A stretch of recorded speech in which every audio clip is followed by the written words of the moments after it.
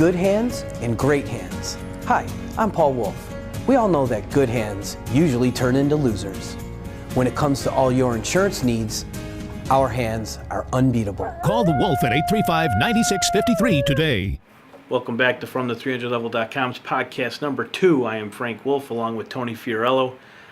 Today's podcast, we're going to talk first about the current state of the Buffalo Sabres and the NHL playoffs. And after the break, we'll come back with the NFL draft and how the Buffalo Bills did in Tony's eyes.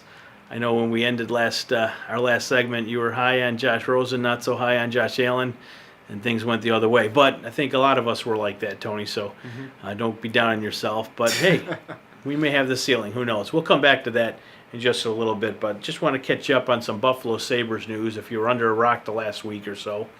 It was revealed Saturday night after the second period of the playoff game that the Buffalo Sabres will be drafting number 1 overall. Tony, what were your immediate reaction to that? First and foremost, I think the first thing that comes to everybody's mind is finally, I mean, they finished, last in 2014. They finished last in 2015, and both times they ended up getting the number 2 pick.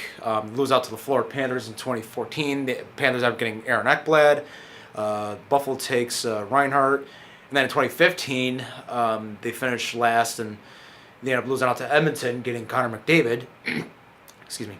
And then Buffalo ends up taking Jack Eichel. So this time, Buffalo ends up, they end up finishing last once again, and I bet pretty much everybody at Buffalo was expecting them to once again losing out of the lottery, along with, especially given the fact that Buffalo's got a bit of an inferiority complex at times, and rightfully so.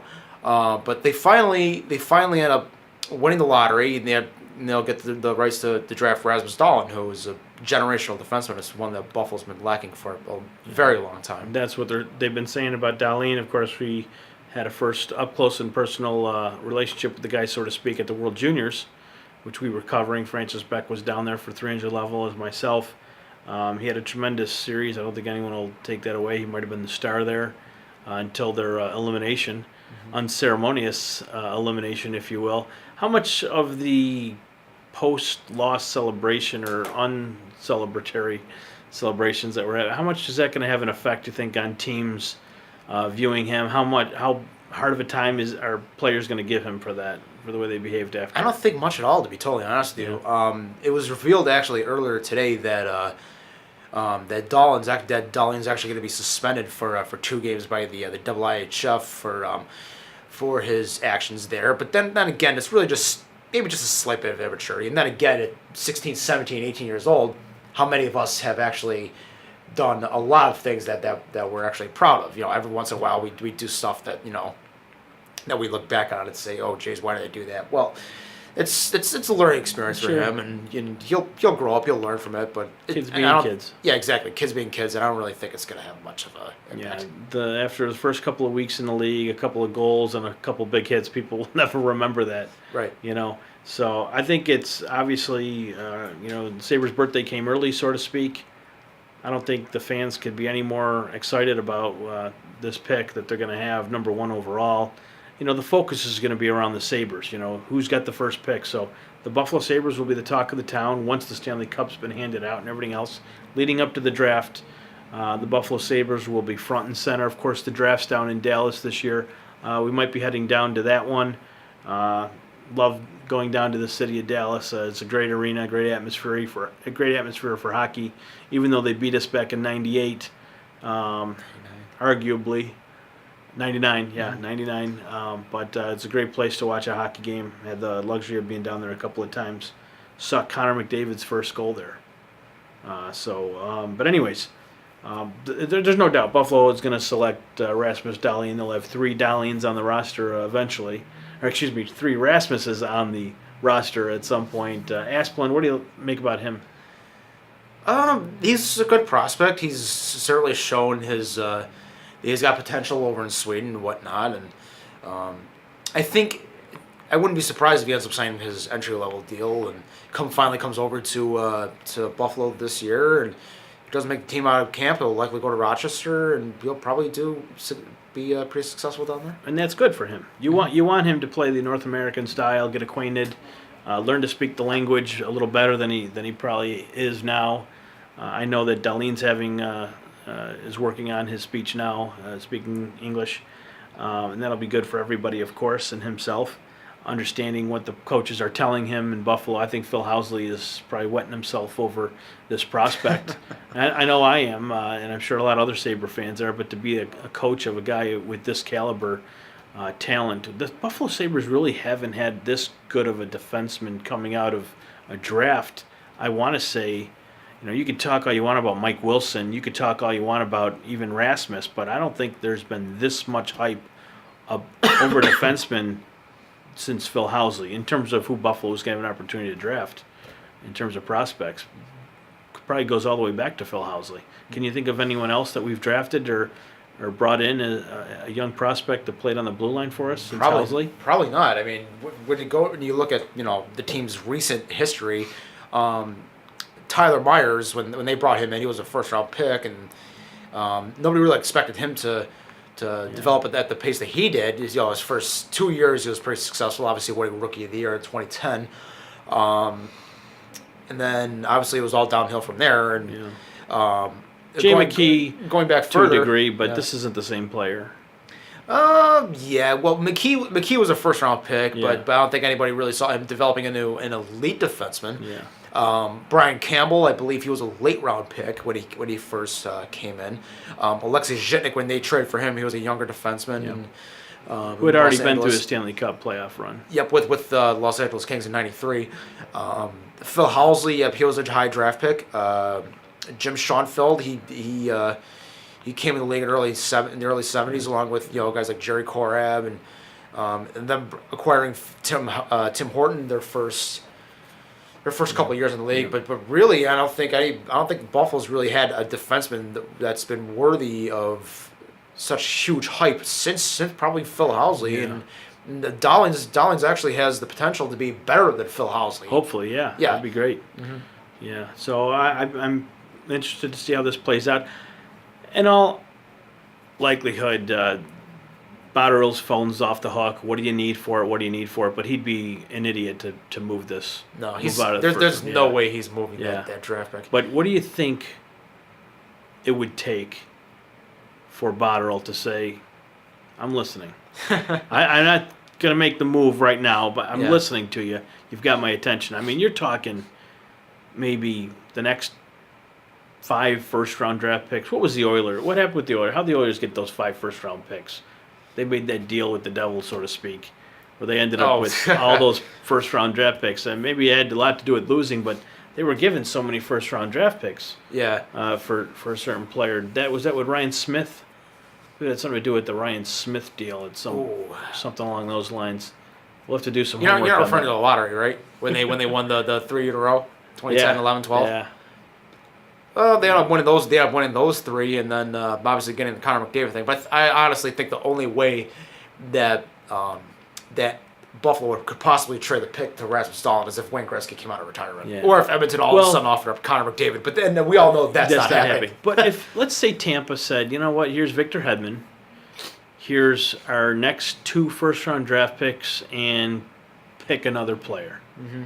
I think they have to be silly not to at least listen to that. They'll listen, but it's likely not going to happen. You're right. Buffalo's Rasmus Dahlin is too good of a defenseman. But you're in Buffalo, and we've made so many ridiculously bad moves since you and I have been alive. Mm-hmm. Even the last 5 to 10 years, since most people have been alive, they've been making the bad decision or a poor decision or a decision that came back to bite them in the butt, especially when it comes to acquiring players via trade, free agency. Mm-hmm. I mean, how many players are we paying off right now that we'll never see an NHL arena again? You got Ehrhoff. Shout out Christian Ehrhoff, yeah. Ehrhoff, Hodgson. There's more. There's more out there. So, but yeah, we got a lot of red tape in terms of bad contracts that we're going to be paying off. But anyways, staying on point with the Sabres, Ryan O'Reilly recently was named as a finalist for the Lady Byng Trophy. I believe it's the second time. No major surprise there. Mm-hmm. He's Only had the one minor penalty all year. Joining him on that list is William Karlsson of the Vegas Golden Knights and Alexander Barkov of the Florida Panthers. I know Barkov missed some time with an injury. I don't know if he's going to get any. I think Ryan O'Reilly is probably a little ahead of Barkov, but I think hands down Karlsson's going to get it just for the Vegas effect. That's my 2 cents. I'd love to see Ryan O'Reilly get it. I'm glad to see he's been mentioned. And he's in the top 3, but I think it's going to come down to William Karlsson in Vegas with the Lady Byng. Yeah, I'm probably going to assume it's going to be Karlsson. Just because, as far as I know, I'm not sure if any other Golden Knights are up for any other major awards. So yeah. I wouldn't be surprised. Well, other than Gerard Gallant, possibly being up for the Jack Adams. Sure. And then I think he's got that hands down. Yeah, he pretty much has that. He had that in January. Yeah. Pretty much once January rolled around and it became apparent that Vegas was going to at least make the postseason.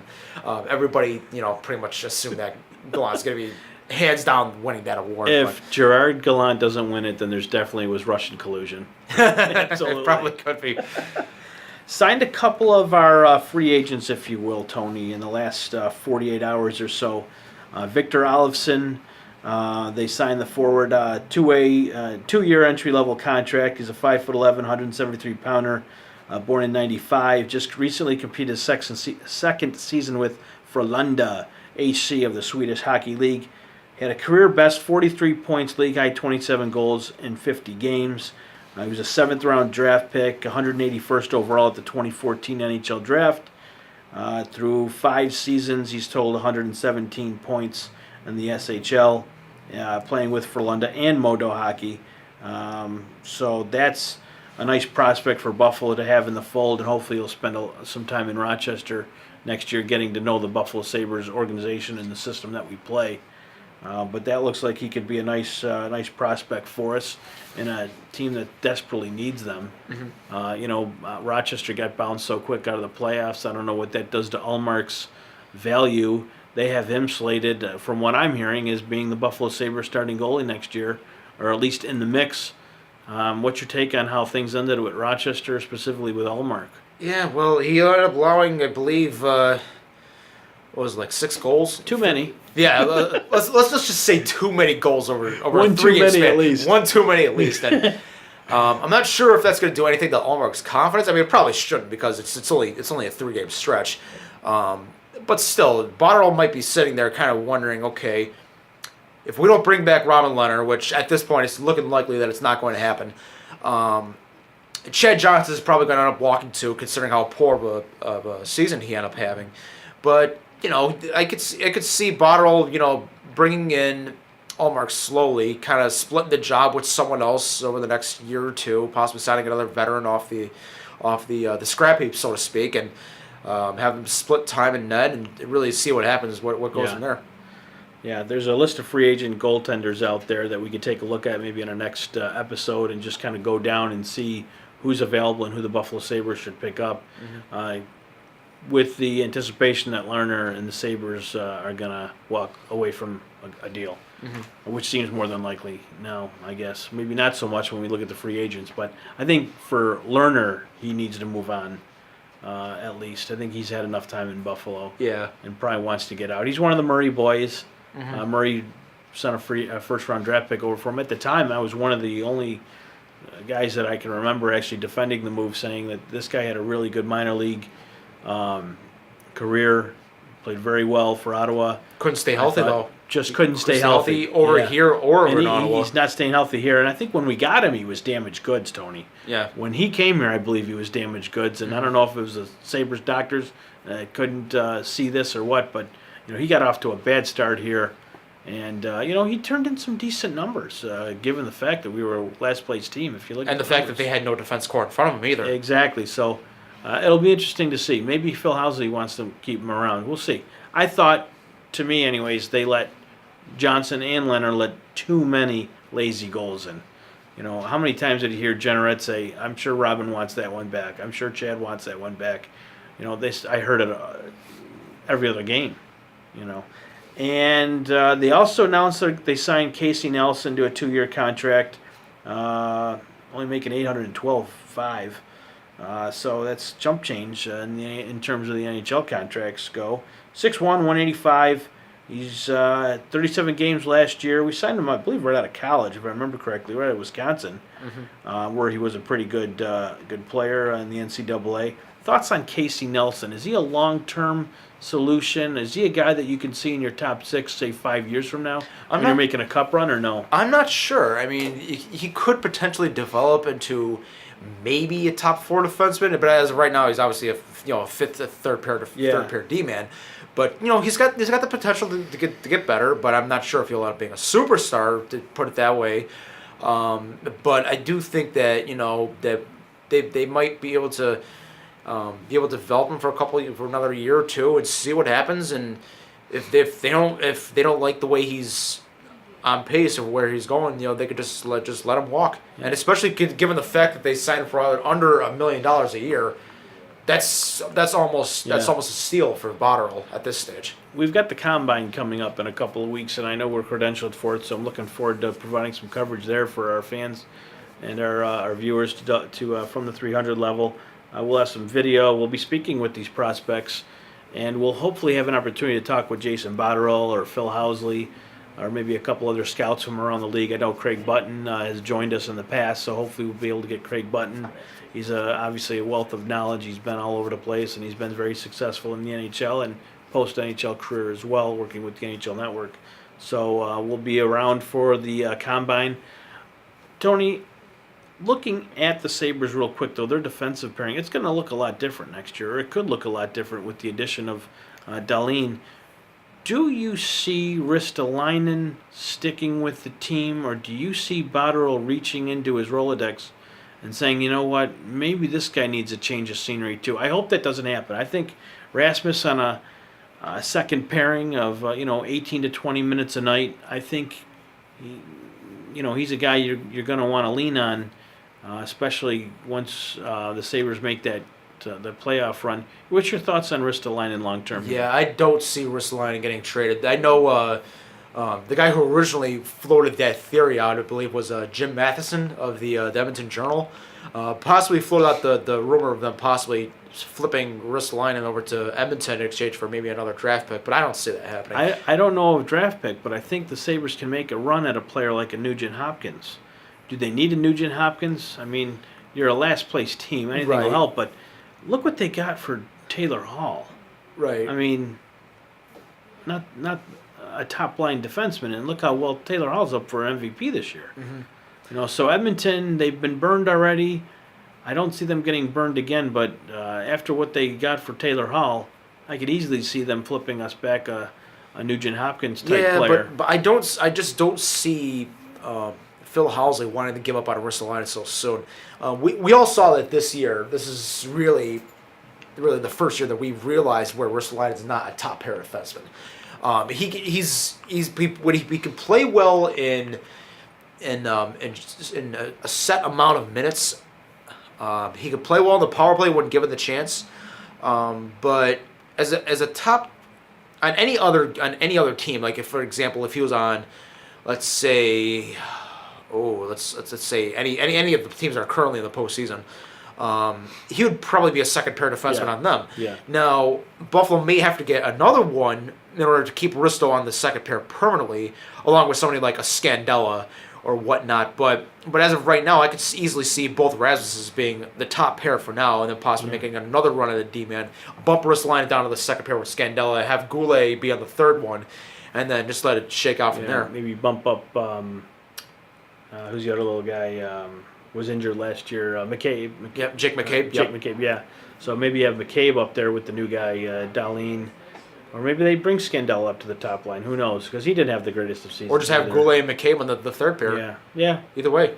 Yeah, and who knows? I mean, I have a feeling Buffalo's going to make some type of move on draft day, or they're going to take a run at a free agent. I mean, I can't see Erik Karlsson coming here. I don't think they have the resources to lure him in, but you never know. And Ottawa, I highly doubt they trade him within the division. Exactly. But I could see him on the move at some point. Whether he's at home here in Buffalo, I don't know. Moving on, Stanley Cup playoffs, Tony. Vegas, Golden Knights, and the San Jose Sharks are now tied at 2-2. Max Jones led in one of the worst overtime goals I've ever seen in my life the other night when the Sharks took a 2-1 lead. when the Sharks defeated, when the Golden Knights took a 2-1 lead in that series, but he bounced back to have a really good game last night. So they have even their series at 2-2. I know you were talking just before we went on about your old buddy from Pittsburgh there. As he goes, the Vegas Knights go, so to speak. What's your take on that series right now? Ooh, You know what I'm referring to. Yeah. Well, Martin Jones, it's interesting because he, last couple of years, he does great in the postseason, but usually in the regular season, he's so not great, but not terrible either. Kind of middle of the pack. But then once those playoff lights go on, he steps his game up when the going gets tough. And Martin Jones he's really done well over the last, I think, 3 years for San Jose. Fleury, but it's funny because after last night, the NHL Network pointed out that he's allowed 11 goals in his last 3 games. And Vegas it seems like they've kind of come apart at the seams the last couple of games defensively.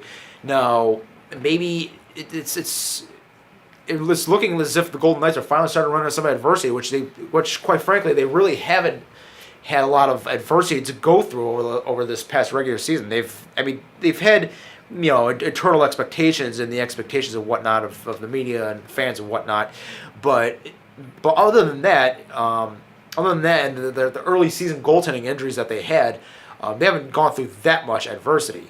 Now it's starting to stare at them right in the face, and Vegas is gonna have to figure out some way in order to be able to kind of bounce back from that. You're right, and you've said that word adversity a couple of times since we've been talking today. It's something that Golden Knights haven't really faced. So now is when things really start getting ratcheted up. I mean, they've been the Cinderella all season, so to speak. No one really gave them much of a chance. Here they are, second round of the playoffs, and now they need goaltending more than ever. And I don't know if Fleury's capable of bringing them all the way into the Stanley Cup rounds, but they've proved us wrong all year, so who knows. But Gallant's a great coach, and he's got a lot of good players around him. Marcus Sorensen has 4 goals in the 2018 Stanley Cup playoffs, trailing only Boston's Jake DeBrusk, who has 6. Talk about the play of these rookies in this 2018 Stanley Cup playoffs, specifically Boston, trailing Tampa 2-1 right now, but DeBrusk has been one heck of a shot in the arm for the Bruins. Yeah, DeBrusk, the son of former NHL Louis DeBrusk. He's really been kind of a revelation for Boston this year, and quite frankly, I don't even think they even saw this coming themselves. Especially with them bringing in somebody like Rick Nash at the deadline. But yeah, he's been a big surprise for them, and they've really had a kind of a nice mix of some of the old guard and the new guard coming in, and it's really been paying dividends for them this year. Joining guys like Bergeron, Marchand, Chara, Tuukka, and whatnot. Having them bring in Pasternak and Spooner over the last few years. Torrey Krug's been developing over the last several years. Glad they didn't give up on him. Oh yeah. I mean, as a Sabre fan, I'm not happy, but as a fan of hockey in general, I know that people were calling for Krug's head. He was always mentioned at the trade deadline, and but I'm glad that they've hung on to him because great power play specialist too. Very good defenseman. Great all-around player. I really like what's going on there with the Bruins, but they are trailing Tampa 2-1. We'll see if they're still battling it out with Tampa by the time we hit the record button next week. We'll see. Another great series, Nashville-Winnipeg. I believe Winnipeg's up 2-1 on that. What a great series. Yeah, I mean, and again, this is one reason why I hate the NHL. This is a Western Conference Final series. Absolutely. They're playing now. I mean, the guys in the NHL have their heads so far up their ass when it comes to scheduling playoff rounds and teams, and the system is just a joke. And they're really shooting themselves in the foot, is what they're doing.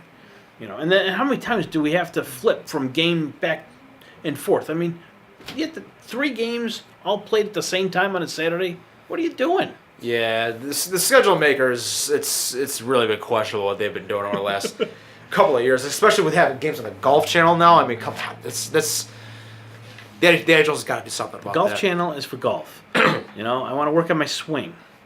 Yeah, right. Anyway, so Nashville, Winnipeg, great series there. Winnipeg leading 2-1. 2 good hockey cities. I mean, as Winnipeg is the last Canadian team, they're the last hope. They haven't won a Stanley Cup since '93, so we'll see if Winnipeg can get there. You know, the last Canadian team to get to the Stanley Cup, I believe, Tony, it wasn't Calgary, was it? Vancouver. Vancouver? 2011. Okay, Bruins. Yep. Vancouver, okay. So they're way overdue for a cup, but every time they get eliminated, a Canadian team, I do kind of like, I have a drink like the Miami Dolphins, the 72 Dolphins. Last team to go undefeated, well, Yeah, another year that the Canadians, Canadian team didn't win. Should Winnipeg get eliminated? Should Winnipeg get eliminated? After the National Series, we might have to say a little prayer for Don Cherry. I mean, who knows what happens there? I love Don Cherry. I mean, I hope he never goes away.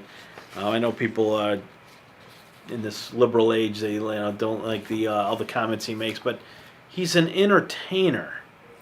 Hockey, sports in general, is entertainment for us. I can care less what his political views are. He's entertaining me, and if he's funny, I'm going to laugh. And, you do what you got to do to stay on the air and attract people to watch it. And how many people tune in every Saturday night just for Coach's Corner? Yeah. Once Coach's Corner is over, I'm done. I'm out. Yeah. And then I'll come back at the end of the game and see what the hubbub is about, and I like to get the feedback. I miss that guys like Al Strachan. He was one of my favorites on Hockey Night in Canada. But anyways, and he hated Cherry in the fighting, but I liked Al anyways. Last thing on NHL before we go to break, Capitals Wilson was suspended for that illegal check to the head. I'm sure you've seen the replay a feat times. Your thoughts on that Tom Wilson hit? Ooh, that was really borderline. That one could really go either way. But I could see why the NHL they decided to suspend Tom Wilson. Some people say it might have been avoidable. I'm not sure about that. Either way, I mean, if it's 3 games for them, Washington's going to miss him, and he's really been kind of a thorn in the side of the last couple of teams. Columbus, Pittsburgh so far. Yes. And Wilson's really stepped up his game over this year too, especially. Oh yeah, and they're up 2-1 right now in the Penguins. Look at this is the worst possible time for suspension. And I'm watching the video over and over, and I was watching the game when it was happening. In the shot, in the frame where it's happening, you can see Brooks Orpik in the background. He's, no stranger to being suspended for, questionable hits. But I don't know. I thought it was a hockey play. I didn't think it was it sucks that he was suspended. Yeah, and personally, I could really see Washington possibly start reeling from this sort of suspension. Just given their recent history. Yeah. Possibly they could possibly see this and then start to unravel and then eventually end up. Who knows? They might end up losing 4 games in a row. But they faced adversity. They've faced a lot of adversity over time, and don't forget they were down 2-0 to Columbus last round. So they battled back, won 4 straight, I believe. So it was a 7-game series. Either way, Washington prevailed. Jumped out to was it a 2-0 series lead over Pittsburgh this round? I believe they were up 2 games, or maybe they lost the first one, the next 2. Either way, it's a 2-1 series. Tom Wilson suspended. By the time we talk next week, there's a good chance Ovi and Kanusov and the rest of those guys are on some beach somewhere in Russia with all the ladies. Who knows? Maybe they'll invite Holtby and John Carlson over to Russia and give them a Russian summer vacation. Maybe. But that's our NHL segment. We will be back after a word from our sponsor. We'll be talking Buffalo Bills and the NFL Draft. Okay. Let me see what time it is. We'll do our Bills real quick. You guys want to work? Time's right now. 59. Good work.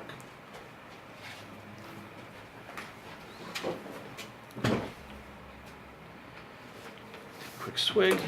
I should get some water. All right, you ready in 15? Yeah. How long are you going to make this one? Probably about 5 minutes, 7 minutes. yeah. Maybe 10. Yeah, I'd say about 5. Once we get the other guys in here, and this room will be much cleaner, then we'll really do The other where we start doing the more length, and I'll have more mics and stuff set up. We'll go on 5. Welcome back to From the 300level.com podcast, round 2 with Tony Fiorello and Frank Wolf. Thank you for joining us. We are now going to turn our attention to the Buffalo Bills and the recent NFL draft. Tony, the Buffalo Bills took Josh Allen exactly how you called it a week ago. Yeah, I mean, thoughts on the pick? Yeah, most people thought there would be a very, very Buffalo type pick, for them to take. I bet a lot of people probably wanted Josh Rosen to go to Buffalo, given that he's probably the more pro-ready quarterback at this stage.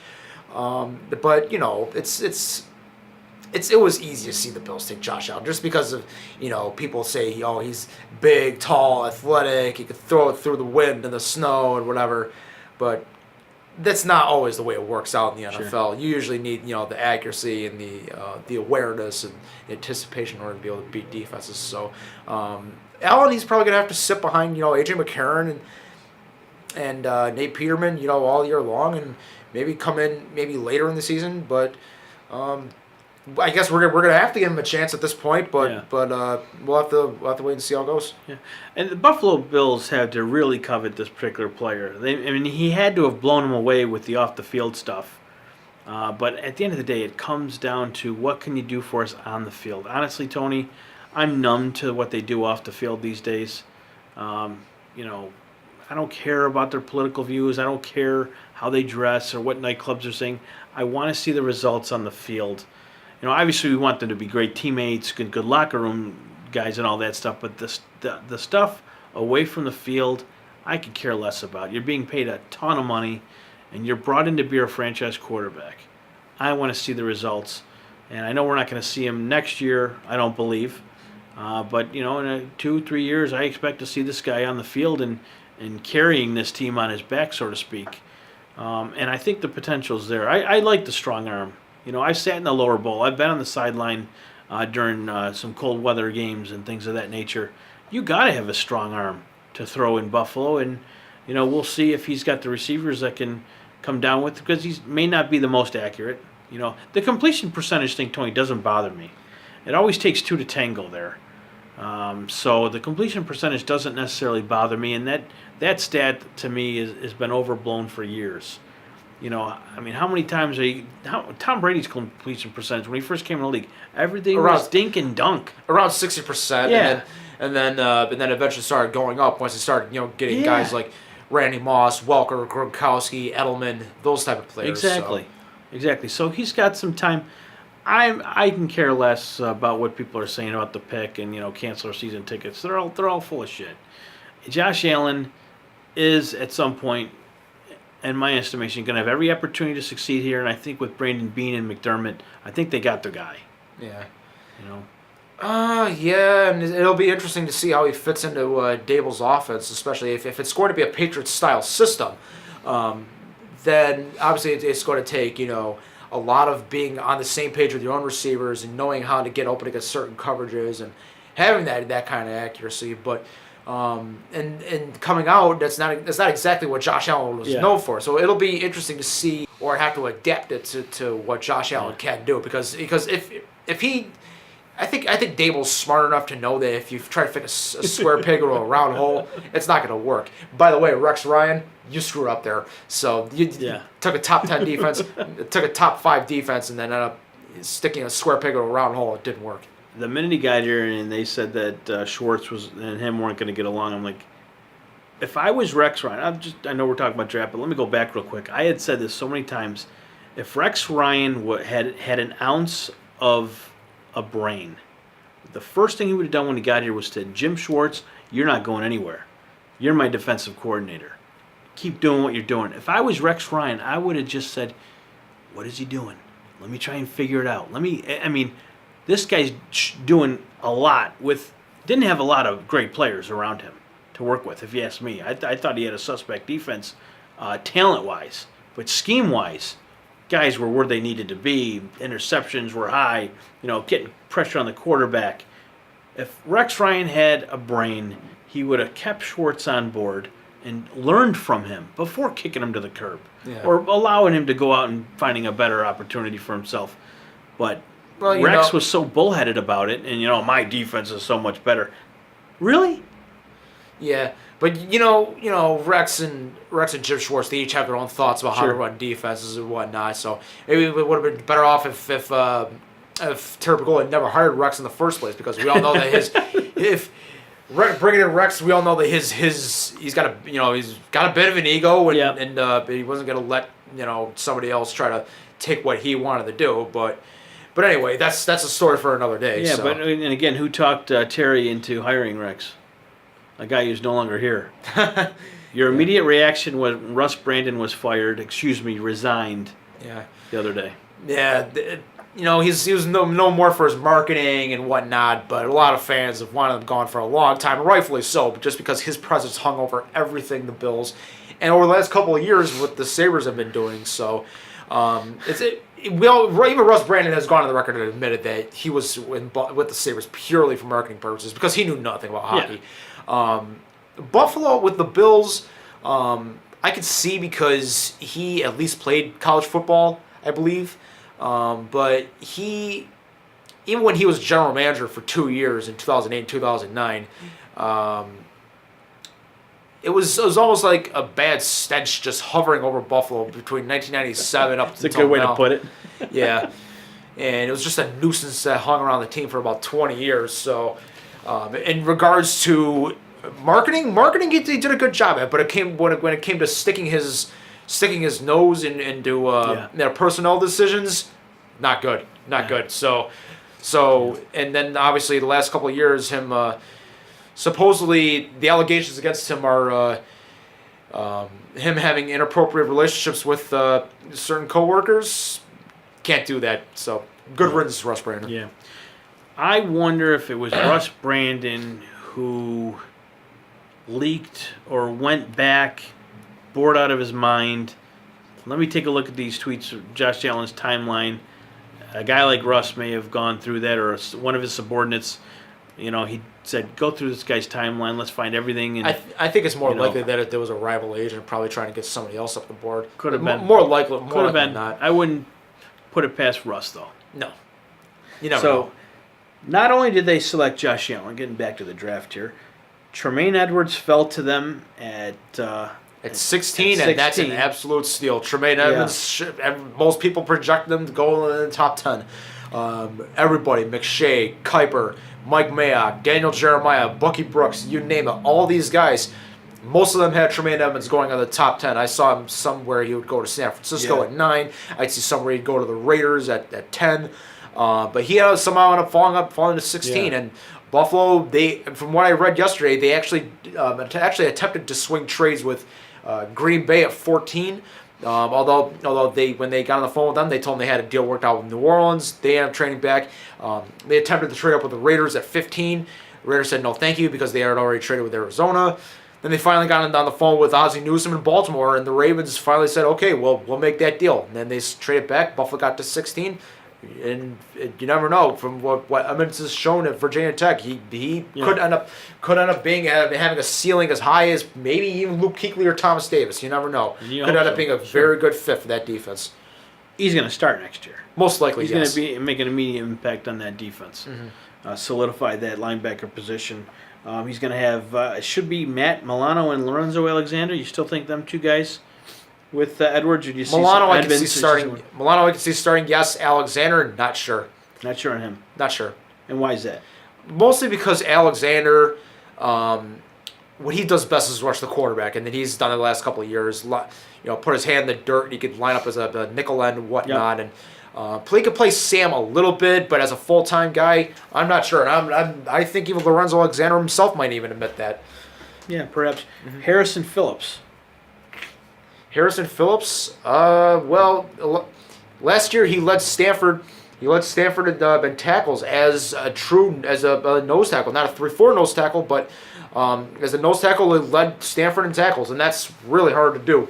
Usually that responsibility usually falls to linebackers, and every once in a while a safety might do that.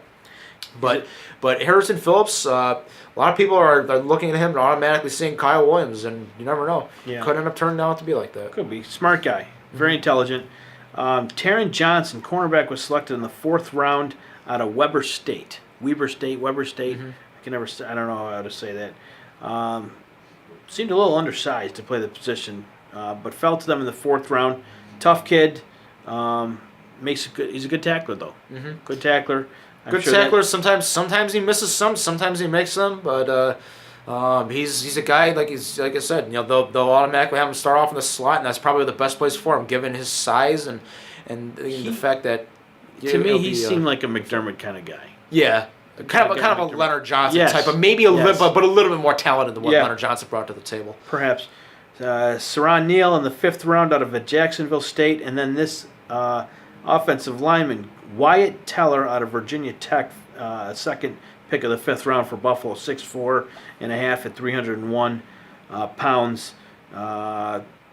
Originally started his college career playing on defense before moving to tackle and then guard. But he's a pretty good blocker and probably a little bit of a,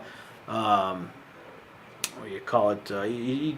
He's a project to some degree, I would have to believe, but could be a guy that could come in and play down the road. Yeah, you never know. He's got some raw strength to him, but they say he might be a little stiff in the hips and whatnot. But he could end up becoming a starter. But Buffalo will have to work with him for a while. Maybe he can get a job this year, maybe next year. But you never know. They say he may have had a bit of a drop off towards the tail end of the year, but Virginia Tech as a whole, I believe, had a bit of a drop off.